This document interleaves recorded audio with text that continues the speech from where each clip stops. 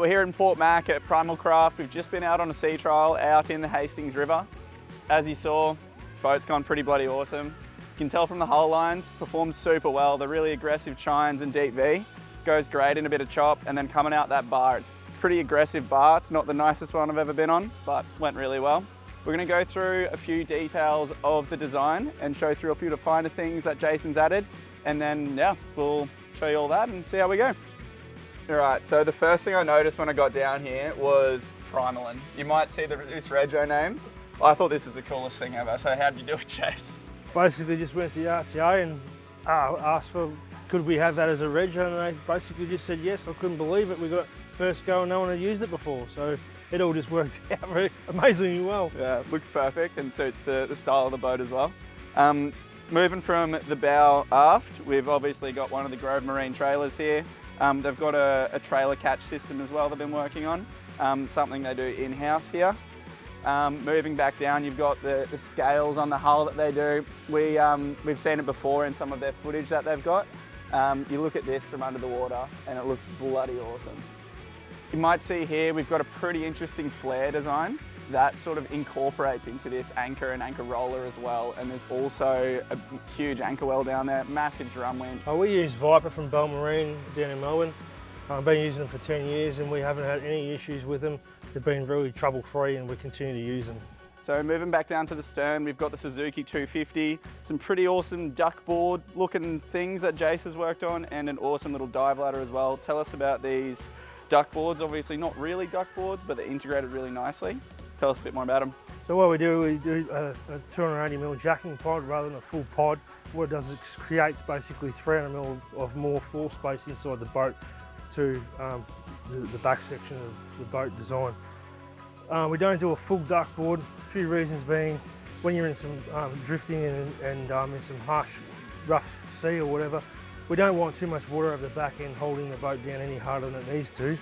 And secondly, having a pipework step versus the duckboard, we find it easy to hang on to when you're up and diving out of it. There's another one on the other side. You know, if you've got the kids in the water or whatever, they can all hang on. Bit of a safety thing. Also, you've got clear vision of all your trim tabs when you're fishing, transducers, prop and stuff like that from the inside of the boat. We've just noticed you've got some pretty nice Hella Marine lights there. Do they go throughout the boat? We're using Hella internal cabin lights and these new underwater lights, so we're giving a bit of a test, and they've been going very well so far. Electronic wise, we've used all Garmin this time, TM275 and a GT51 side scan transducer, two 12-inch screens.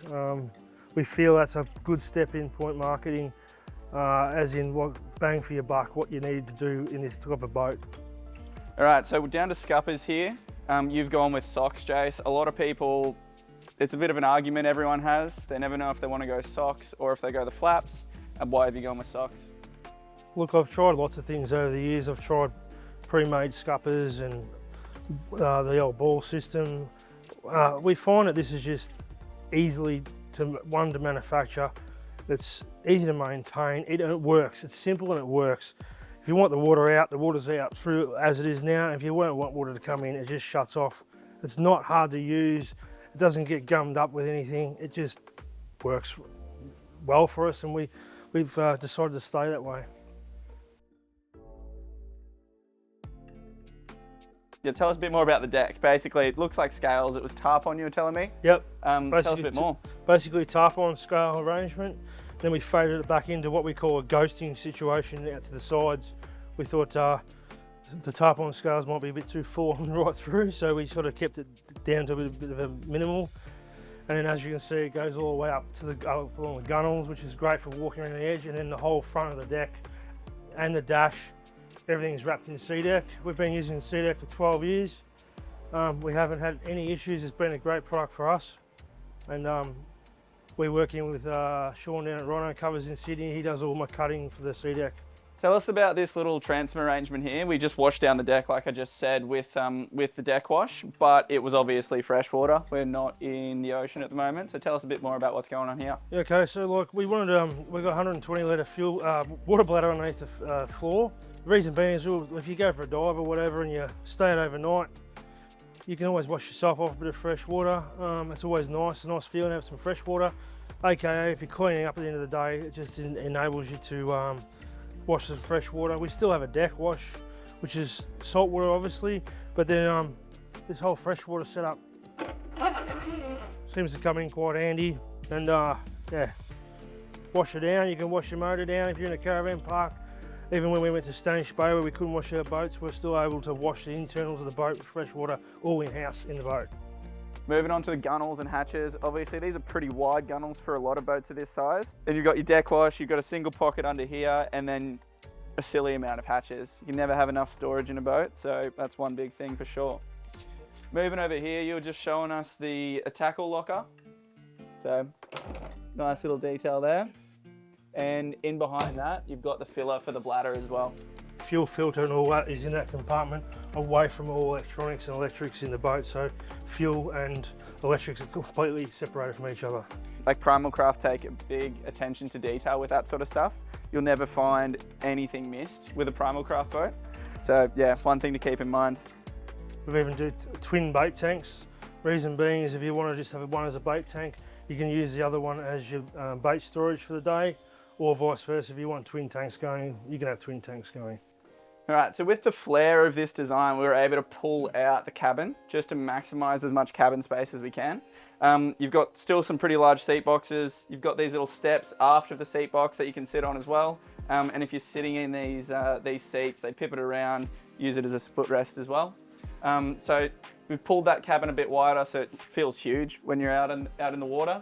And then we've gone ham on the electronic setup as well. I'll let Jace tell you a bit more about that.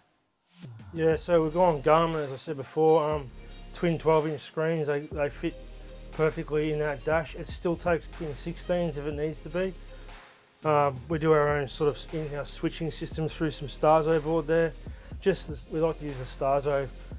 It's very easy to keep clean and wipe it down, and if you do happen to get any salt on it, so it's just a maintenance-free type setup. We have also, as I said before, the TM275 1 kilowatt tranny matched up to this with a GST28 module in it, which has also got heaving capabilities on it, which has got a heaving area as well, which is all thing of the future for depth sounding at the moment. On this one, we've got obviously a pretty massive dash, but we haven't sacrificed any space in the cabin there. Can sleep two pretty comfortably. Any water that does drain into this little hatch here or this little box here gets drained into the bilge and out the bum. But plenty of room for me. I'm like a 7'9" and I fit beautifully. At the moment we've got a fridge up here, but can easily put a toilet, a chemical loo up here, and there's also plenty of storage as well in these side pockets. We'll swing the camera around in a second and show you all the storage and the helm sort of systems behind the dash here. Stupidly tidy and looks bloody awesome, to be honest.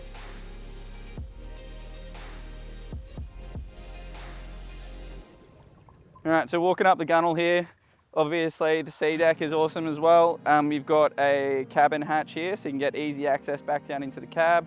And then you've got a pretty bloody strong cabin bonnet here. On a lot of cabin boats, you don't see something quite this strong. Plenty of room, I'd happily fish up here. You might notice there's a little bit of salt on the boat, but this boat's been nylaced, sanded to the shit. So whatever salt you get on there, you pretty much just hose it off and you're never gonna have any issues with corrosion or anything like that. It does almost look like a painted boat. It's not. It's been sanded heaps and then nylaced and or acid washed as well and then nylaced. Yeah, so it ends up having a pretty awesome finish and looks like a nicely painted boat. Benefits of an acid washed and raw boat without the negatives of a painted vessel. Okay, thanks for watching. This is the Primal Craft team here in Port Macquarie on a test on our P69. Give us a shout out on Facebook or Instagram or old school, give me a buzz, and if you want, this is our demo boat, it'll be here now, so if you want to go for a spin, get in contact with us and we'll hit the water together.